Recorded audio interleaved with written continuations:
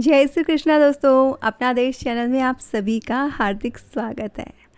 दोस्तों, कई लोग कपड़ों की तरह जूतों को भी वॉशिंग मशीन में साफ़ करते हैं। तो चलिए जान लेते हैं कि ऐसा करना सही है या गलत।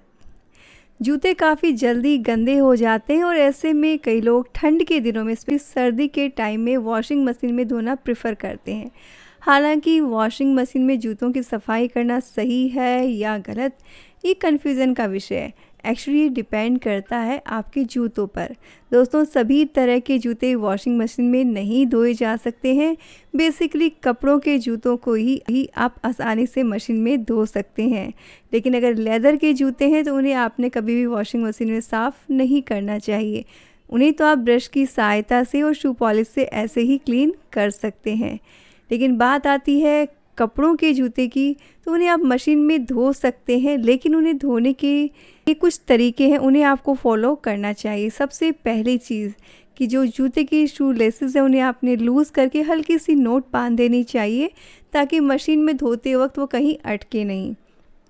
दूसरी चीज़, अगर जूतों पे कुछ गंदगी लगी है तो उसे आपने ब्रश की सहायता से दूर कर लेना चाहिए और एक बार हल्के गर्म पानी में हल्का सा सर्फ मिलाकर आपने उन जूतों को एक बार पानी से निकाल कर फिर ही मशीन में डालना चाहिए। और साथ ही अगर आपके जूतों पे कुछ अलग से कुछ स्टिच किया हुआ है या कोई चीज़ अलग से स्टिच की हुई है जिसका आपको डर है कि धुलाई के समय निकल सकती, तो ऐसे जूतों को आपने पिलो कवर, जो ज़िप वाले पिलो कवर है, उनके अंदर डाल के धोना चाहिए। इससे जूतों को बिल्कुल भी नुकसान नहीं होता है और जूते बहुत अच्छी तरीके से साफ़ हो जाते हैं।